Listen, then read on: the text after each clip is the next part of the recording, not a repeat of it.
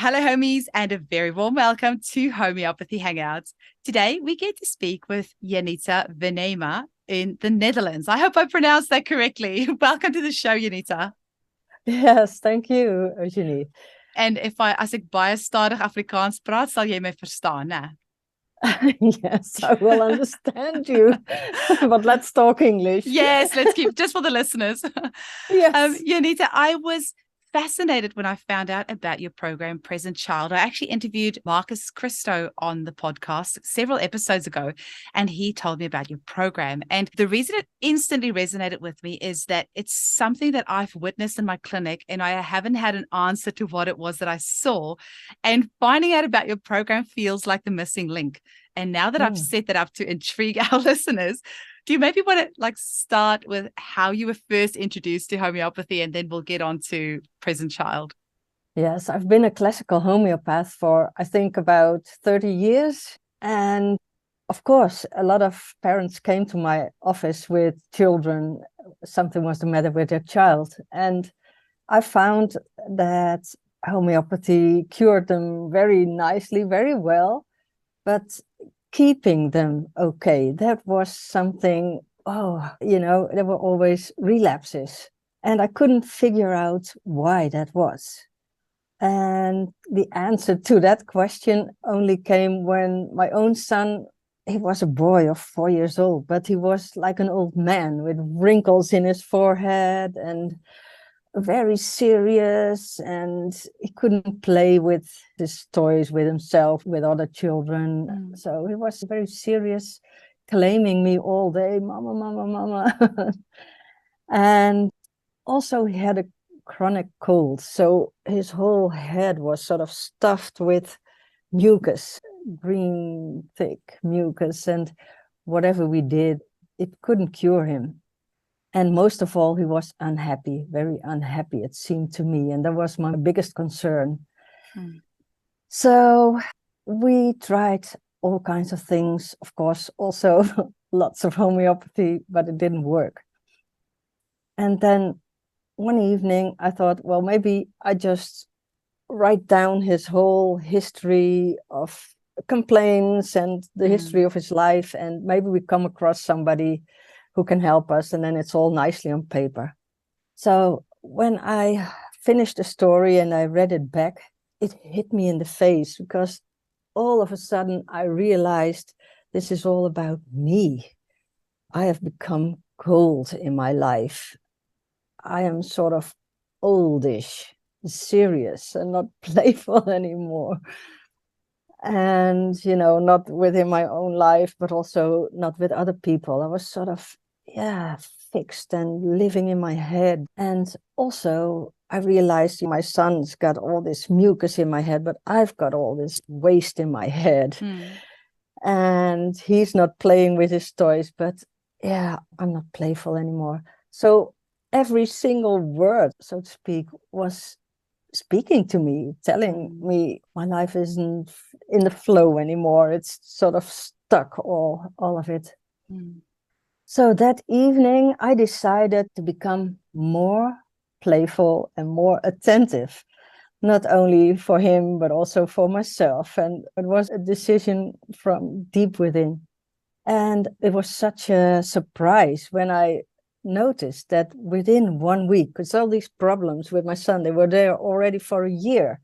And then within a week, he was well. He was a happy young guy, playing around, fooling around, wanted to play with the neighbor kids. And even this chronic cold was gone within 1 week and without any further treatment. So that was sort of another shock to me, because all of a sudden I thought, whoa, has he been having this all the time because of me? And of course, there's some truth in that, or maybe a lot of truth in that. But of course, later on, I realized I can't be guilty of something that I didn't know. I thought I was just a very rational person living in his head. I even thought I didn't have any emotional life at all. So, I had to sort of begin from the scratch. I think I have been, just as he was unhappy, I was unhappy, well, even from the beginning of my life. So I really had to start from scratch to find out what it is to feel, to live in my body, to be childish again, to be a woman, to be spiritual. Well, I always think it's sort of a lot of candles on the cake that were, yeah, obviously there, but I never noticed them, and let alone that I lighted them. So, so it was a really life-changing experience for me, and of course it was very well for my son too. So in the years after that, homeopathy got more and more to the background, and this wonderful new thing was developing more into my work, and I found out it is very homeopathical. Yeah, homeopathic, Homeopathic. yeah. Yeah, yes, because it's also like cures like. I mean, my son was like me, and he cured me. He was the perfect remedy for me. But I was just treating a bigger totality, not just one person or one body, but the system or the totality of a family. Well, of course, I was very curious if it would only work in my case or with others too.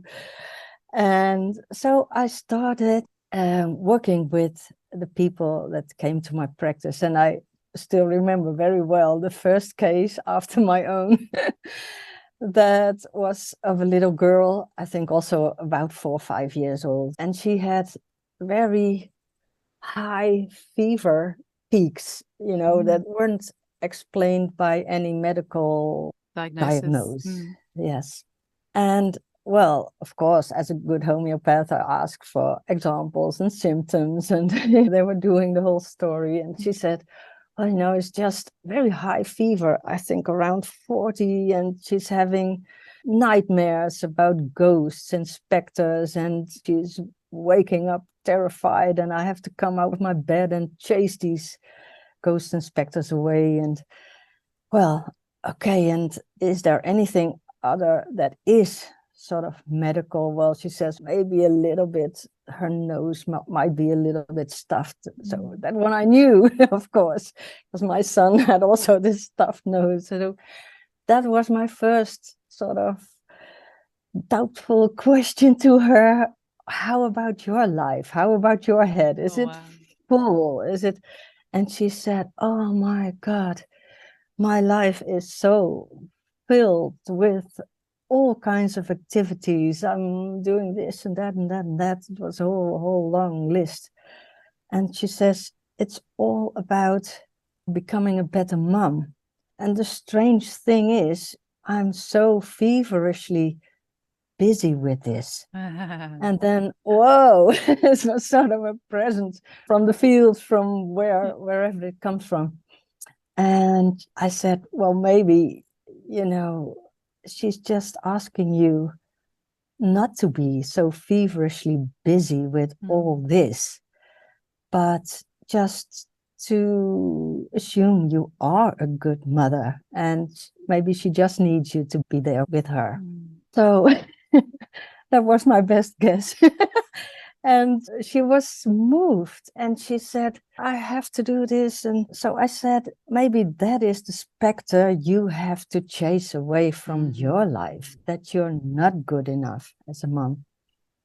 And this struck her a lot. And she went home saying, well, I'm going to take my agenda and take out a lot of activities and find out what it's going to do. And this fever peaks, of course, they come and go. So this one also went before I even could give her a remedy, but they never appeared again. So that was a good, successful experience for me.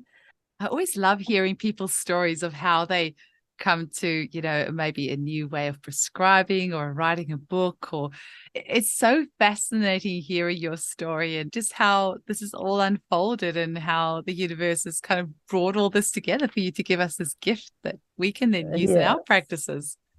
Yes. Wow. And then after that one, like after this client with the fevers, what did you do after that? Did you realize you were onto something? Yes, I realized I was onto something. And it was actually also very confirming to me that after a few years, I found an article, a scientific article, and it said that children of parents who are very busy working, busy with all kinds of things, they suffer more from fevers. So that again was some sort of confirmation, and I was sort of experiencing with clients, and yeah, more and more, of course, I developed a way of working of how I work nowadays. The message from the child for the parent is very lovingly, but also very accurate and also very touching. They want to contribute whatever is needed, whatever the child is asking them to do. And actually, it's most of the times it's a message to their subconscious. It's about things from their youth when they were a little girl or a little boy, and things they've got used to, but there was not this conscious memory about it. So they become blind spots in our lives. And it's so very special to see that our children somehow know a way to all this matter that is somehow tucked away in our lives, but they feel it with pureness, with sensitivity, with all kinds of ways that they express it to us. And yeah, a lot of times they also express it by confronting us with some kind of problem, with some kind of complaint that they have. Something's the matter with the child, because that's how they show us something's the matter with you, mom or dad. If we can use that as a learning experience, it can be really profound, but it can also be pretty scary and heartbreaking and daunting to realize that your child's autism or ADHD or pandas or pathological demand avoidance or whatever the issue is originates from something that hasn't been healed in yourself. But at the same time, if we can kind of rise above that and realize that this also presents us with a beautiful opportunity for healing, then that is quite amazing. I mean, the enormity initially of realizing, oh my gosh, it's not my child that needs to be fixed. It's me that needs to be healed. That will then have that healed in my child. Yeah, it's big stuff. You wrote this beautiful article about present child, and it said, only later did I come to understand that it is children's priority in life to liberate their parents and other adults from unconscious limitations and convictions originating from their own childhood. And it is in their own interest to reveal our blind spots. It's also in the interest of the children. I mean, yes, in the interest of both of them, the children and the parents. I often compare it with an apple tree. The parents are the tree and the apples are the children. And of course, the children, the apples on the tree, they can't do anything else than to reflect or mirror what's going on in the tree. The tree itself can't express it anymore. It's sort of, it's wood, it's solid. It can't express all these little things, how important they might be. But the apples, they are sort of new on the tree. They can express what's going on inside. So they might grow very small or with spots on it or whatever, wrinkly. And if you observe well, if you know about it, if the tree looks up and sees this apple, we can sort of draw the conclusion and think, oh gosh, I need a bit more manure or water or lights, sunshine, or whatever. And of course, we are also the gardener who can add the things that are needed. And that, of course, then it's so logical that it also benefits the apples on the tree. That's a beautiful analogy. I think analogies and stories are the best ways that we can learn. And now that I have that visual in my mind, I just, it makes a lot of sense. And actually, you've got your book cover, Present Child, behind you. And I like how it's green and red, like green apples and red apples. So it's actually, I don't know if that was intentional, but that was quite good. Yeah. Tell us a little bit, Janita, what does the program involve? And this is like, some of this is purely selfish because I want to enroll because I see this in my clients so often, and I only treat women and children, and the mums will bring their kid in for consult after consult after consult, and will get remedies that will help the child so much. But then come the mum's time of the month, she'll have a period and her, PMS, and she'll be shouting at the child or whatever, or things will happen in her life, or her husband will annoy her or whatever. And then the child comes back, oh yeah, the child's behavior has gone back to what it was. You need to fix the child. And I know in my mind, it's not the child that needs to be healed.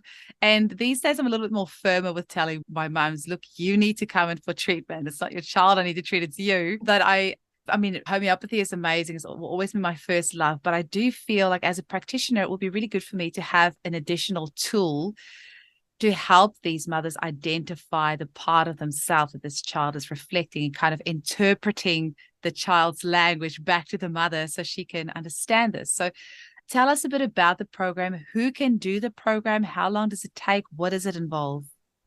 Okay, the program is for anyone who's already a therapist or coach or classical homeopath or whatever healthcare professional you could be. Do you need to necessarily, like, can somebody who is, say, a retail worker or doesn't have a background in a health modality, can they do the course?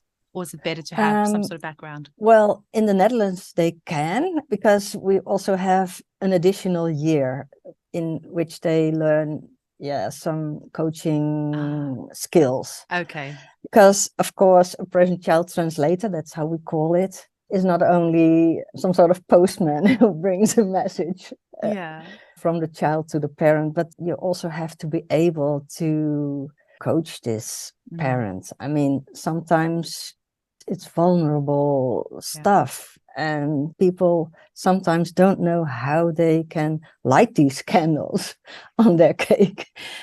So you have to be able to help them a bit with that. The message comes across very clearly with the method, with present child. But you also have to be able to guide them. So in our international trainings, we don't have this additional year. So we only have this program where you learn how to translate the problems of children into a touching, striking message from the child to the parent. So what are the types of things that people will learn? Well, I mean, all kinds of problems. I mean, we have evaluation tool on the site, so we know that all kinds of typical children's things like potty training, inflammations, colds, allergies, don't want to eat, they don't want to sleep, you have a baby crying, all these kinds of things are very well treatable with present child. And well, again, it's sort of a homeopathy without remedies, without the globally. Or separation anxiety. I mean, that's a huge one for a lot of kids going to school for the first time, or childcare. And it could be so traumatic for so many children. Yes. So it's also been very traumatic for a lot of grown-ups to be separated, not only from their parents, but just to be separated from universe. You mentioned the word. It's sort of a traumatic experience to come to this world and to find out you are, you're not really separated, but it's the sensation of being separated. The delusion, Yeah, that's interesting. Delusion. That's a better word. My son had such bad separation anxiety, and I know it's because of my own issues. Like, to be fair, like, I did not want to have him in a daycare. Like, I did not want him to go. And I know it's because he felt that I wasn't happy about him going. So I know that's why it took so long, but now he loves it. I mean, he's got a little girl he likes in his class now. So he can't wait to get to school in the mornings. But when he was little, oh my gosh. And I knew subconsciously that, yeah, that was definitely something within myself that he was reflecting Yeah. back at me. Yeah. It's such a gift once you start seeing it that way. Hey, it's such a beautiful learning opportunity. So what other things will people learn in the program? Yeah, so the way we work is we have parents to tell about the problem of their child. It's sort of a questionnaire, and we ask them some specific questions, and we write this story down. It's still made the same way as I did it back then, 30 years ago. And then this story is translated into a message for the parent. And it's sometimes it is so detailed, and it's in the details where parents really, it gets to their heart. And if it's okay with you, I'm going to tell you one more example, because please. yes, it's one of my favorite examples. Yes, where these details speak to you. And this is about a mom, and she's got a son of, I think, 10 years old. And she says, we're at the dinner table having a nice conversation as a family. And every day again, he starts with his own subjects, and we all question him what it's about. And he's on a total different wavelength, and very annoying. She was so irritated by it. She says, because we lose thread of our conversation. So I said, give me an example. And she says, well, only yesterday he tells me, Mom, do you know about this man driving off in a car, going to somewhere, I don't know. And here we go again, she said. So they asked him, and it was about a man years ago. He saw this man driving off in a car. I'm just writing it down.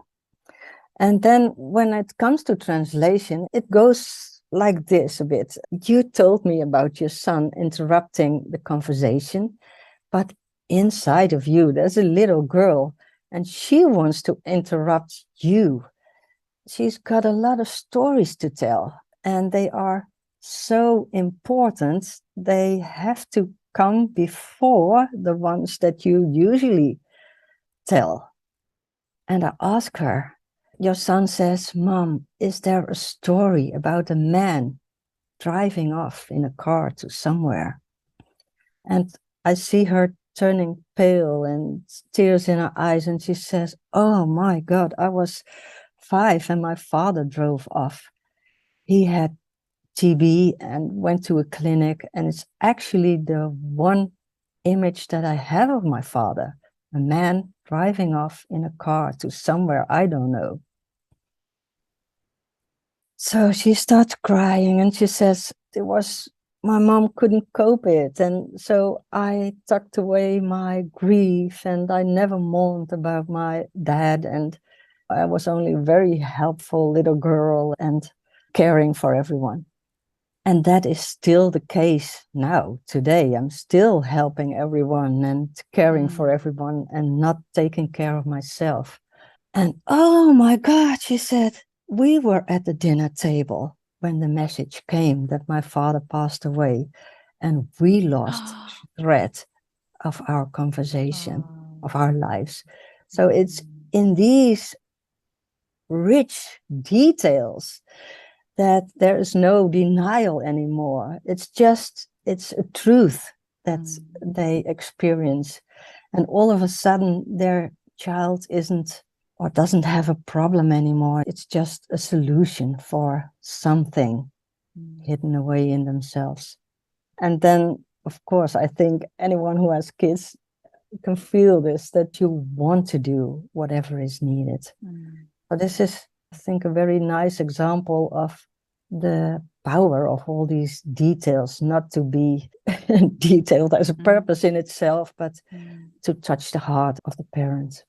Wow. Yeah, so I think it is very, very much so that it is out of unconditional love and sort of lived wisdom that children do this thing. I mean, it's sort of like a little Buddhas. They bring change about simply by being and feeling and expressing.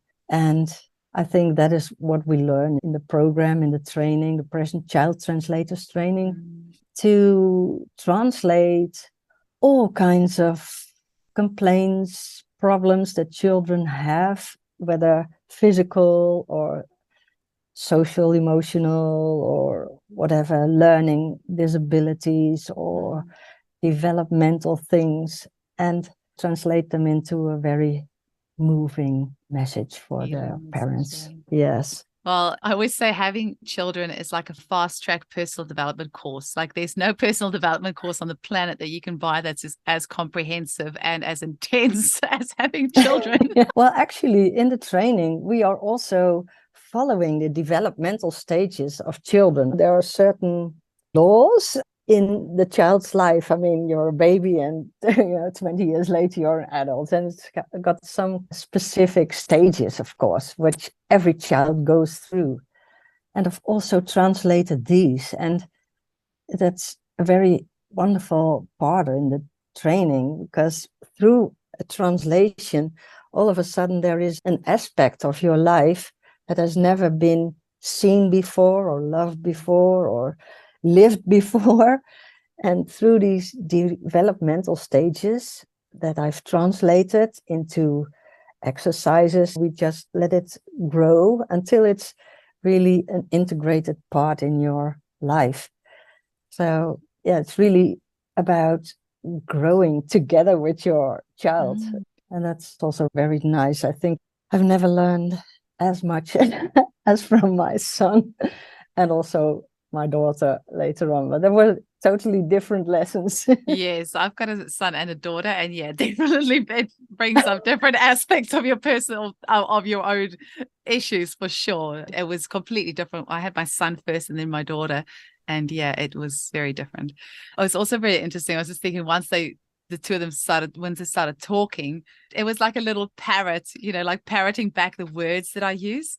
So especially particular swear words, and they start throwing it back in your face. I'm like, wow, I didn't realize how much I used that word, because the way that they speak and all that, I'm like, wow, that's what I sound like. It was quite a harsh reality of, okay, I need to be careful of the words that I use, because it's throwing it right back in my face. They are, of course, connected in so many ways. I mean, it's so the DNA, it's our emotions that they feel, it's our convictions, it's our words, it's so many things that they copy from us or just feel. And do you feel that, is it usually more the mums or the dads that the children are reflecting this message back from? And also, what do you do with children who are adopted or maybe have IVF, like donor parents? Yeah. Well, just throw that can of worms open. Yes. It's mums and dads. It's also adopted children. It's also children in the classroom, at school. So you don't really have to have this blood bond. We always say, whenever it touches you, what's going on with this child, it's also yours. So that's the moment where you start translating. You don't have to translate everything. I mean, the child's got his own life and you've got your own life as well. But when it touches you personally, you can't get a solution. You're stuck into something. That's the moment where you need to be translating the story and get your own message out of it. Oh, that's really cool, because in a homeopathic consultation, you'll always like nudge at a few things and talk about this and that. And somebody might say, oh yeah, they had a divorce 10 years ago. And like, oh, how did you feel? Like, oh, it's fine. Like you can tell there's no energy behind that when the person speaks about it. There's no tears. That's not vibrating. That's not resonating. That's not what needs to be healed right now. But what you're saying is you kind of identify the parts that does bring up a trigger, like a trigger response in your body. And then okay, that's the part in yourself that needs to be healed. So Janita, how can people sign up for your program? Where can they find out more about this? Yes, of course, there's a website, presentchild.com, and it's mostly Dutch. Well, I'll be able to understand some of it, so that's great. But there are English pages too. And the courses you do in English as well, right? Yes. We do have international groups. So for example, Marcus Christo, but we've got another couple of present child translators around the globe. And actually, I'm also looking for more present child translators around the globe, because I'm Well, 63 now. sign me up. Absolutely. It sounds like exactly what I need in my clinic. And, of course, I do like this to go on. I mean, in the Netherlands, I have found a successor, and for Belgium too. But also, it's a great wish of me to have other successors in other countries. And yeah, of course, I don't speak Spanish. So if somebody in Spain hears this and is able to speak English, you're welcome. But I only speak English Or and Mandarin. Can you and imagine German. imagine you can translate it into Mandarin?